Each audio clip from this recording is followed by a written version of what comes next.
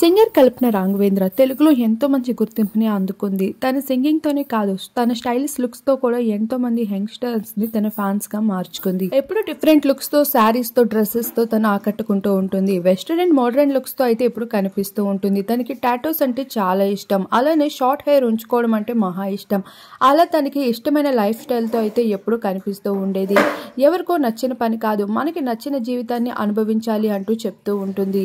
అలా అభిమానులకి మరింత చేరువవుతూ తన సింగర్ గానే సక్సెస్ఫుల్ కెరియర్ ని కొనసాగిస్తూ వచ్చింది. అటువంటి కల్పన రాఘవేంద్ర ఇప్పుడు ఇంత పెద్ద నిర్ణయం తీసుకుంటుందని ఏ ఒక్కరు ఊహించి ఉండరు. తన సాడ్ న్యూస్ అందరినీ ఎంతగానో కలిచివేసింది. ఇక ఇంటికి వెళ్లి చూడగా నిద్ర మాత్రలు తిని స్పృహ కోల్పోయింది. ఇక అలానే తనని హాస్పిటల్ కి తరలింపడం జరిగింది. ఇక స్పృహ లేకుండా అంతటి గాఢంగా అయితే తను నిద్ర మాత్రలు తినడానికి కారణం ఏంటి అనే విషయం అనేది బయటికి రాలేదు.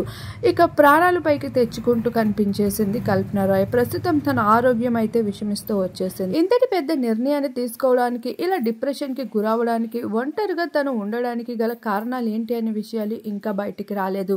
అలానే తన ఫోన్ అయితే ఇప్పుడు పోలీసులు కస్టడీలోకి తీసుకోవడం జరిగింది. ఇప్పుడు ఫోన్ తో విచారణ జరుపుతూ ఉన్నారు ప్రతి ఒక్కరికి.